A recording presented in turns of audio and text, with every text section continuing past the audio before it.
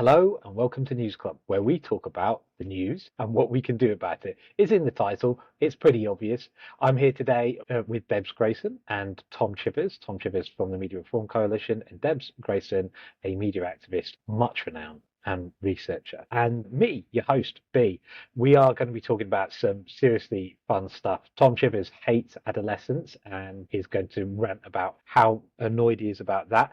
Debs is going to tell us about activism in the UK, what we can do to support it, how we can get involved, and also what are the challenges it's facing, particularly around Palestinian protest. And I am going to ask the cheery question, is America a fascist state? So let's dive into it. Let's talk about, starting first and foremost, is America a fascist state? More importantly, let's broaden this out because that can be a bit of a redundant question. It's the kind of thing you might see on Vox. We're better than that. We're going to talk about not only is it a fascist state and does that even matter, but what does this mean for us here in the UK? And most importantly, what should we do in this maybe slightly new world, maybe totally new world? What are we going to need to do as people who not only want to know about the world and be informed, but actually do something to change it? So that's what I'm going to get into. Before I do, just quick check in. Tom, Debs, you with me? You excited for this roller coaster? I'm here. I am also here to discuss the impending doom that's Yes, yeah. rollicking over the horizon.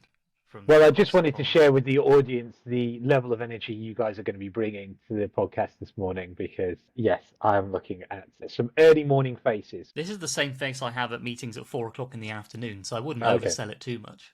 Okay, well, hey, those are meetings. This is a podcast. This is us getting to talk about the world. Isn't this exciting? I actually, sorry, I sounded sarky there. I actually do think it's exciting.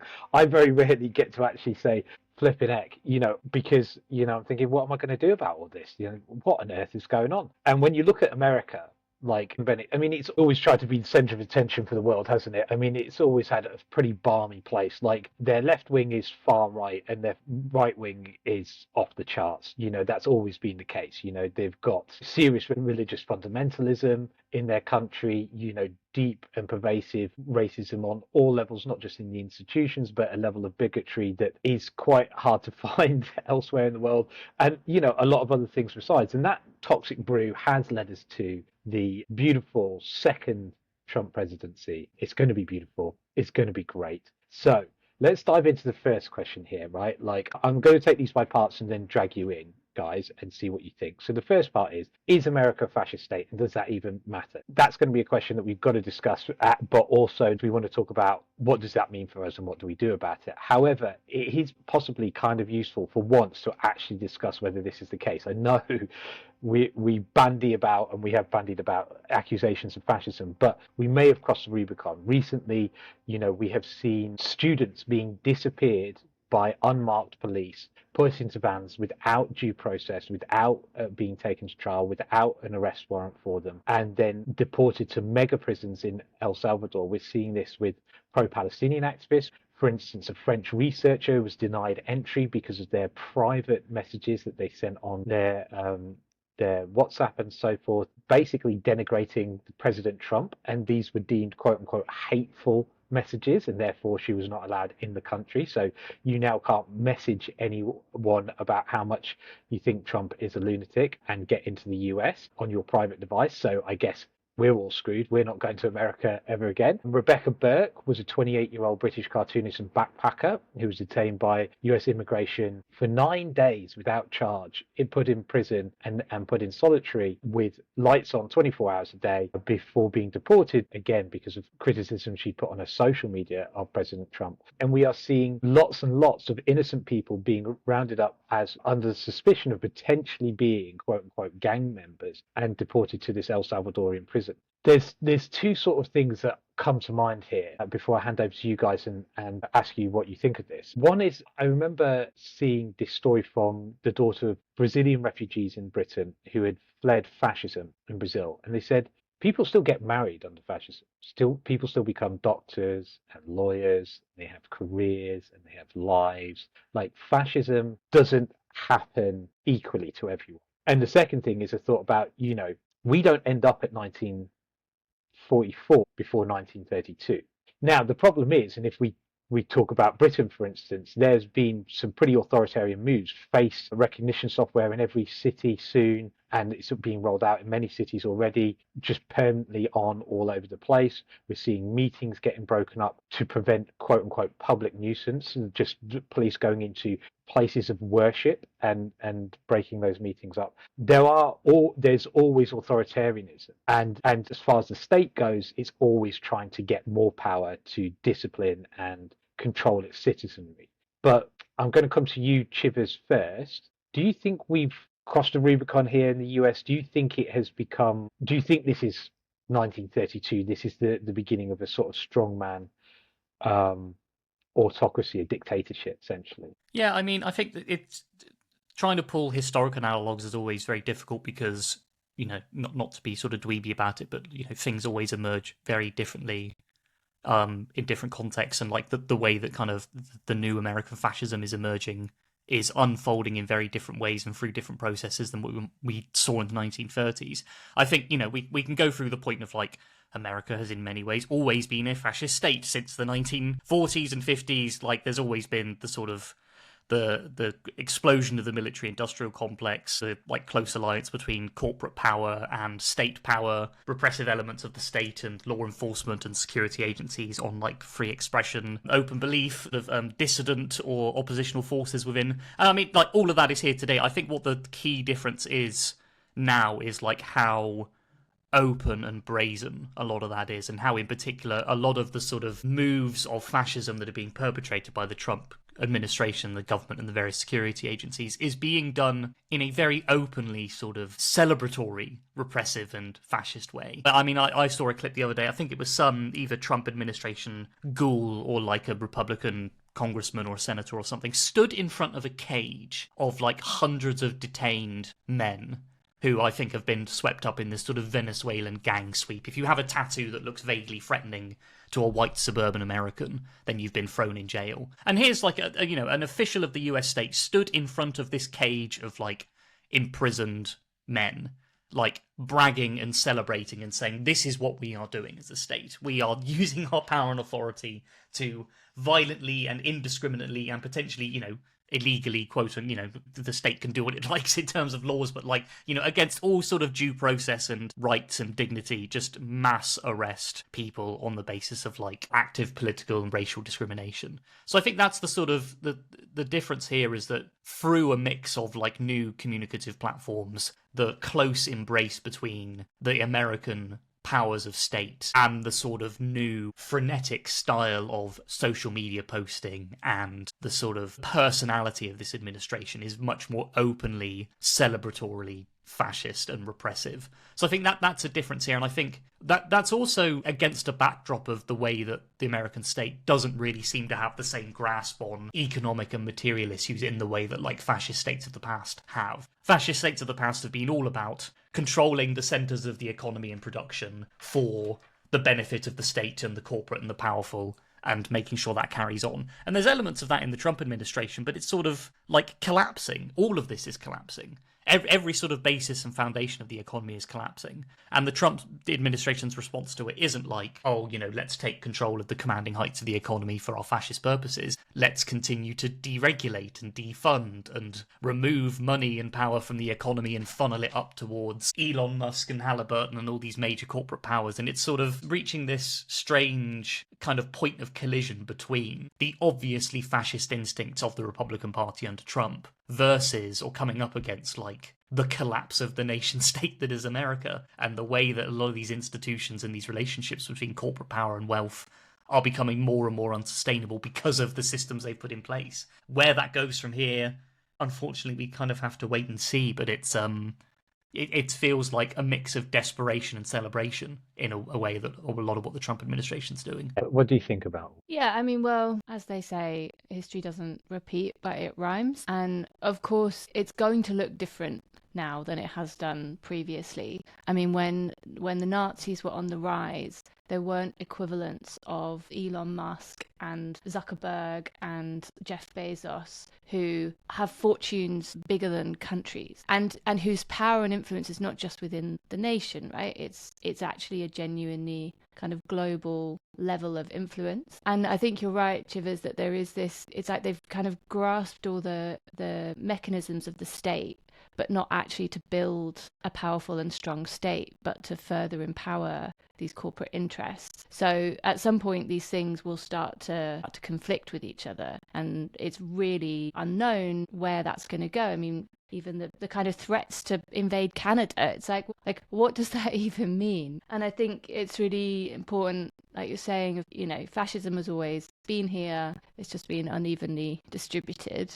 I mean, if you hear people talk about what it was like to grow up in the projects in the 80s, like the level of policing, the level of like you leave your home and you could be disappeared by the police for, a minor, your tail light on your car is gone and now suddenly you're in prison.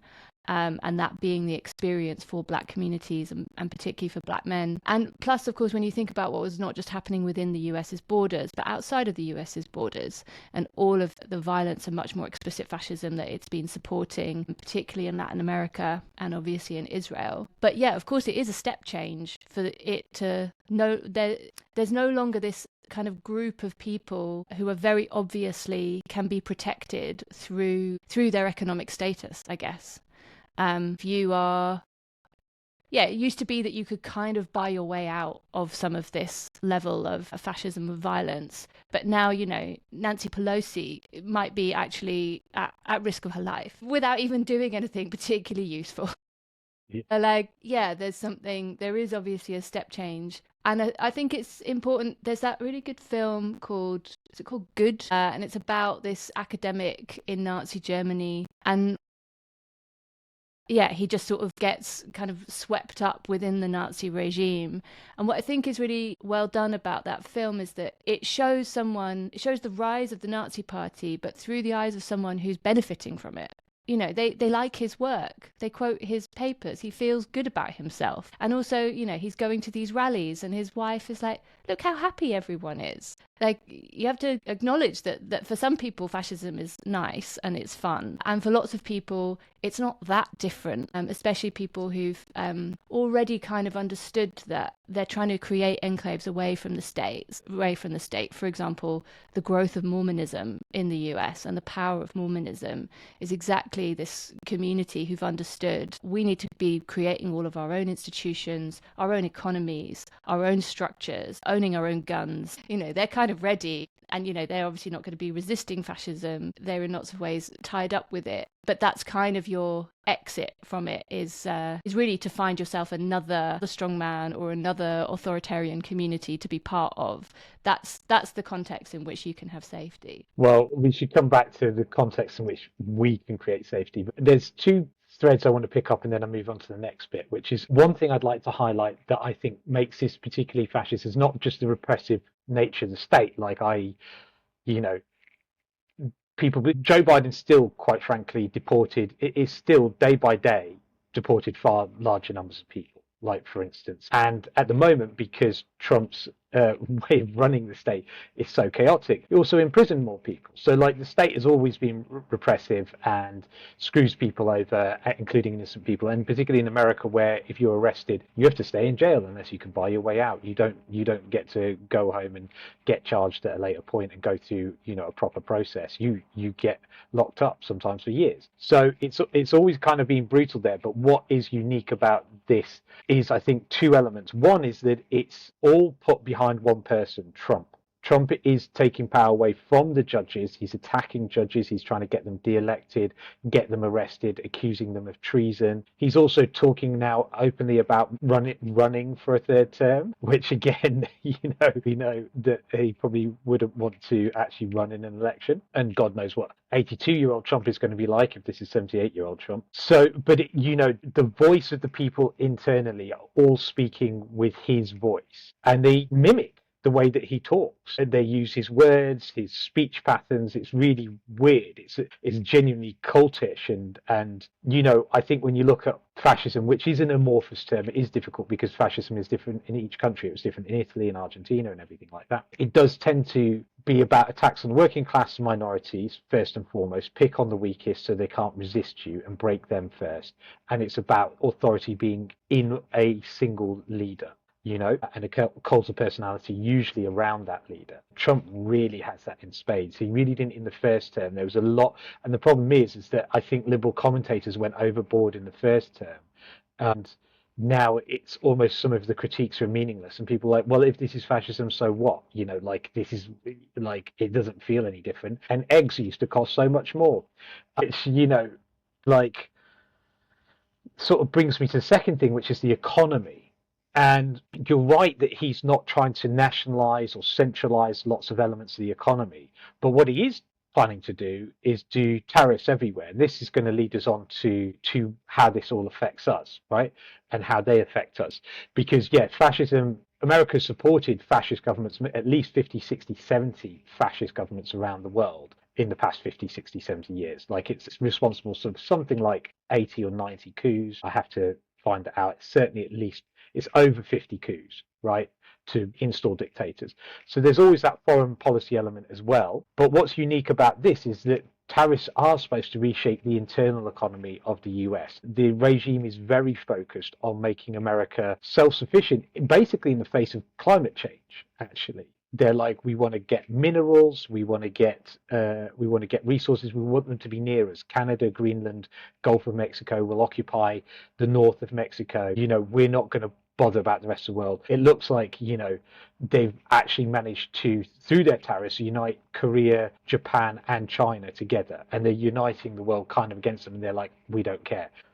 What I have seen recently from the news is lots of liberal commentators bringing out, we've got 64 Nobel, I don't know how many it is, a dozen Nobel Prize winning economists saying these tariffs aren't going to work. Well, these economists all won Nobel Prizes during the past 55 years of utter misery, and declining living standards for everyone in the West, as well as global slavery for all the children of the world who make our clothes, our shoes, mine our coltan, etc. Right? So these economists are not. They didn't predict any of the recessions. They didn't suggest any good responses to those recessions. So the liberals are really leaning on these kind of experts who are not really good experts to make kind of, I think, false predictions or potentially false predictions, because I'm not entirely sure that these tariffs are going to damage the American economy in the way that they think it's going to. I think certainly in the midterm, it actually will potentially rebuild certain elements of industry within the US. And because America has huge amounts of money that it can invest internally and build out industrial bases that, quite frankly, everyone else doesn't have, because we can't borrow money against our currency. And because also all the capitalists live there and have huge amounts of money. So there is a potential that he's reshaping the economy in a way that actually benefits America. I think there will be short-term pain, and I do think you both are right that there potentially is going to be this clash. But I'm not entirely sure whether it's I think it might end up working out well for Trump. I don't know what you feel about that. Yeah, I think on the economic aspect of the tariffs, I think it will be successful, but for all the wrong people. It will further create and concentrate inordinate amounts of wealth and productive control in amongst the corporations who already control large parts of the American economy. There are already staggering levels of poverty and economic inequality in America, and they're already getting worse. I mean, they were getting worse under the first Trump administration, they're getting worse under Biden, and they're going to get even more harsh and punitive under Trump. I think what the tariffs will achieve is basically shoring up the kind of domestic concentration of power and influence amongst American corporations who will be favoured by these tariffs and sort of have a sense of, sort of a domestic economic advantage over, foreign trade, as it were. But none of that money is really going to trickle out to the general American population. It might trickle out to the small portion of the general American public who own shares in particular companies or have their 401ks invested in certain areas. But it's just I don't think it will hasten the continued corporate state coalescence of what American economic power has been for most of the last 50 years, while like hyper accelerating the decline and impoverishment and destitution of most of the American public, in the way that like this isn't sort of we're putting in place these tariffs so that we will have more growth and government revenue to invest in public services. It is we will have all of this money and power and wealth to keep in our bank accounts and to send off to shareholders and to further sort of consolidate power and wealth, while we're also cutting back on social security, on Medicaid, on public broad, or any sort of the minor semblances of any kind of like public institution that America has are being not just cut to the bone, they are being disappeared overnight by the Trump administration. So like these tariffs there may be like glimmers of economic growth for a tiny portion of the American public over a very, very long period of time. But what it will do in the short to long term is just continue the complete corporate consolidation of most of the American economy. I mean, it sounds like he's taken some inspiration from Russia. What we've actually seen during this period of war is that even under like the most sanctions in the world, Russia is actually kind of all right because it has so much access to the things that it needs within its borders and actually just doesn't need to buy very much from the rest of the world. I guess the difference is that the dollar is the global currency, and that will be the thing that really shifts. Is if he really goes for this much more insular way of thinking about economics, then probably a different currency will replace the dollar as the global currency, and that will have a whole bunch of other effects. But I think like what we can clearly see is that everything is extremely unpredictable. I mean, even if you think about Thatcher, I mean, in her first few years she was extremely unpopular, and then it was the Falklands War that really saved her. And I mean, you could absolutely imagine Trump starting a war as a means of like building up his own popularity again. And also there's something about, what clearly doesn't happen is that people are kind of assessing their material conditions in this kind of isolated way, away from kind of more cultural concerns about a sense of their status. Or, an example which is coming to mind is like, there was a period of time when towns in the US were actively competing to have a prison built in their town. And it was seen as like an engine of growth and a site of jobs. And even though obviously it's kind of horrible to have a prison next to you, like there's something like what I could imagine, Chivers, is that, yeah, you're not creating good jobs, right? These will be shit jobs with shit pay, with shit conditions, but there will be jobs. There will be factories reopening. There will be a sense of like something is happening, and for a certain set of America is making stuff again. Yeah, that might feel like there's a trajectory forward and a way that they can imagine life improving, even if there's really no evidence that they're going to progress in any way from like this shit job for Amazon or for this new shoe manufacturer or whatever to something better. And the Trump administration is very good at making people feel. Like ultimately, a lot of Americans, but a lot of humans are very divorced from material reality, particularly once you reach a certain level of comfort. Even if things are getting slightly worse, you're not living in, say, the desperate poverty. If you're middle class in America, even if your living standards are going down, it's harder to get a house, you can't have kids, blah, blah, blah. Your material conditions aren't that of someone in poverty in the majority world, right? And so often, even if you're in that situation, if someone in that situation, as things are getting like slightly worse incrementally, if someone can come along and make you feel something, anything to feel good, like that's Trump's magic, really. It's about how he makes people feel. It's about how a lot of them make people feel. And if it's lashing out some people and being angry at them and then being like really proud of yourself and our team and what we're doing, that's enough to carry a lot of people through what will be, some really rubbish times, as you say, some shit jobs. Right. Let's bring this home.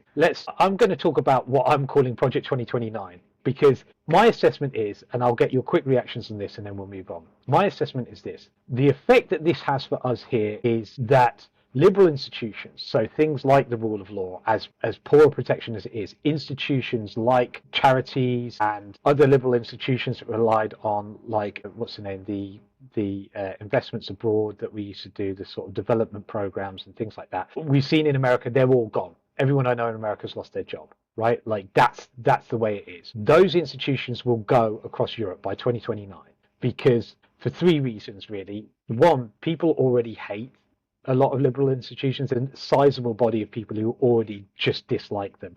And we're seeing this with people saying, yeah, I would like a dictator. Yeah, I would like to see significant change uh, in any way, because just this going on is no good. And they'll be quite happy to see the rule of law end. Secondly, the economic consequences of the Trump administration, coming both from the tariffs but also their withdrawal for support for the war that we are in with Russia. We are in a war with Russia. Like, people need to get on board. We're not fighting it directly, but we are spending money on it, and we're going to be spending a lot more on it. It against a country that's in a full war economy is going to collapse or certainly degrade the living standards of people across Europe enough to erode that support for liberalism even further. And finally, the far right of America, particularly Elon Musk, is going to finance the far right of Europe with money and also with their enormous global communication tools, which they control huge amounts of what everyone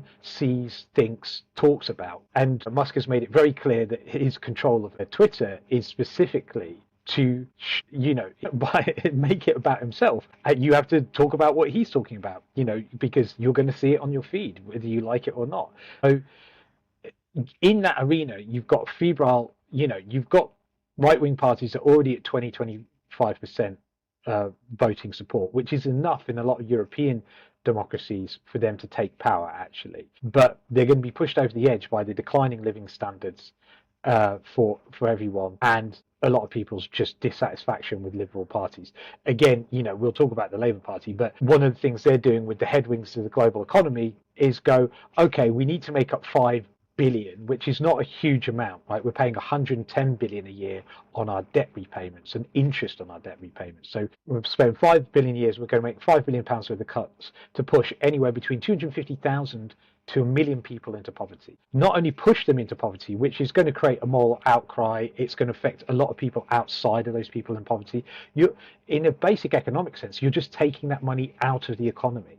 You're taking money out of people's pockets, and it's not getting spent, right? And because liberals are bad at economics and they're bad at sharing wealth, and because they refuse to look at like taxing the wealthy or redistributing wealth in any way, they are going to become more and more hated. So this is just one example of what I believe we will see over the next 4 years. So what do we do about it? We have to be prepared for 2029. We have to get ready.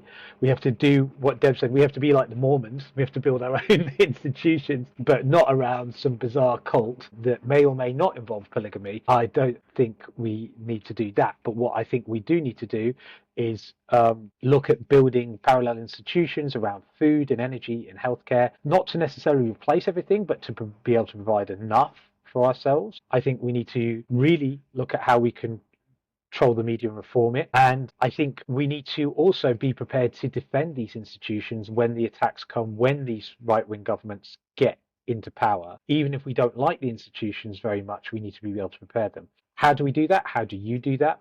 First and foremost, start a news club, right? It's get together, talk about the news, but most importantly, what you do about it. And each week, or every time you meet, if you're talking not only about the news, but what to do about it, you're going to come across more and more examples of what you can create, how you can create change. Change begins by coming together, by busting the myth of the late 20s. All change is on the individual. It's all the problems of the world are caused by you, and all the solutions must come from you. No. Get together with some people, talk about the news, how to change it. That's what I'm going to do. Now, before moving on my assessment, what do you reckon? Am I being too bleak? I think at least plan for the worst and hope for the best. Do you know what I mean? It's my assessment, at least. Like, I can see very easily that we could be in 5 years, Yeah, I guess, I never thought I would hear you say be more Mormon, but that is exactly what I think of, like, needing to build these parallel systems. And at the moment, it might be the case of, you're just building something quite small. You're sharing some ideas. You're trying out some stuff. And I do think that there is a general level of unpredictability that means that there will be opportunities, even in the context of, say, Farage taking power, as in, we'll probably see one of the world's breadbaskets fail in the next 5-10 years. Like, we'll probably see some major disruptions to food systems. We obviously could have another pandemic. There'll be these moments of disruption. And I think also we don't just live, we obviously have a very centralised state in the United Kingdom, but we do have different institutions in Wales, in Scotland, in Northern Ireland. There is a push at the moment happening around devolution to the English regions. And I think that is actually very, very crucial, because if power can be kind of built up in these multiple centres, it just makes it harder for any one single authoritarian figure to wield as much power and to allow fascism to descend evenly everywhere. And instead, we kind of need to be, I do definitely imagine increasing authoritarianism from the centralised state. And then what you're trying to build is these pockets of security in particular places, which can then become kind of sanctuaries and home bases for people that are in more dire situations, which is exactly what we're seeing in the States, right? There's a huge amount of solidarity that is going on around abortion and supporting women in states who no longer have access to it to move over state lines. That's the kind of direction of travel. It's kind of where we're already at, but there'll be an intensification. But we can learn a lot from the strategies of resistance that people have been using so far. Yeah, I think on this point of building parallel institutions, it's clearly so important. And I'm just thinking about like what's currently going on in the politics that's already signalling the kind of paths that are coming up before us in the future of certain institutions. I mean, we're seeing at the moment literally the government surrendering even the most basic ideas of like regulation and intervention in tech platforms, like the digital services tax, a 2% tax on the revenues or the profits of like these major American tech companies. And now the government is saying, well, we're going to get rid of those because we really want to cozy up to Trump and we don't want to be on the receiving end of these tariffs. So we're starting to get rid of even the most basic sort of like public interventions of trying to claw back, you know, some sort of public good from these platforms which do not operate at all in the public interest. So it's already like an uphill battle to try and preserve not even institutions, but like basic ideas of the purposes of government power for what it can do for the public and why there are ideas like taxes and regulations and interventions to curb private power and private abuses of power within the state. And like how that's going to unfold over the next couple of years with debates like the BBC Charter Review, or even trying to hold on to like really sort of simple but quite important foundations like the Human Rights Act or the Equality Act, or like these pieces of not sort of radical liberatory legislation, but like really basic pieces of like what it means to be a citizen and to have rights and protections from the UK state. And how are these sort of cardinal pieces of like the furniture of what it means to live and be a citizen in the UK? How are those going to like come up to like as the front line of, you know, the culture wars and the oncoming sort of growth of fascist and authoritarian politics? As that front line moves further and further into our normal everyday lives, like how many more pieces of this kind of civic furniture are going to be upended and destroyed as this moves? And yeah, what can we start doing now to like particularly make the case to a lot of very unfortunately complacent people who are sort of saying things like, well, as long as the Labour government only cuts these things by half as much as they're proposing, it might be okay. If only, you know, if we get rid of most of the disability living allowance or personal independence payment, but not all of it, things will sort of be okay and we'll have an economy, but without sort of sticking the poor and the destitute and the most vulnerable on the bonfire of human history. Like, trying to get across that point now that no, these are all steps towards the kind of repressive, authoritarian, destructive onslaught that we're already seeing a vision of the future of in the US. Like, you've got to start now and, you know, obviously think about what kind of alternative institutions and new liberatory democratic structures we will have to make for ourselves to guard against this in sort of 5 or 10 years' time. But recognizing that it's kind of already starting now, and the glimmers of it with things like Starmer rolling over sideways to pave the way for like Trump, to try and avoid Trump tariffs, tearing down basic regulations and protections which we thought we could rely on in this country to basically avoid tariffs. Like, it's starting now and it's only going to get worse, and like spotting these things sooner rather than later is going to be really important. And can I just say, on the cuts, I did this little campaign website with some mates in 2010 called The Cuts Won't Work. It's actually still online somehow, and it said the cuts won't work, and it gave some reasons why, and it gave some alternatives. It was like, you could cut later, you could cut different, you could cut less, you could tax better, you could invest. Like, we were literally saying that stuff 15 years ago. Our economy is not in a better place because of all the cuts that happen. Like, it's absolutely insane to think that you're just going to do the same thing to a poorer, more unequal, more destitute country, and somehow this is going to create growth. Well, on that note, that's why we've got problems ahead for the institutions that exist. So we do have to work together to fight to protect the good ones we have and build new ones. So I encourage everyone to start a news club. Well, we went away for a month, and then like all the news happened in the. Like, I was like, "What the fuck is going on? Are we gonna be starting war?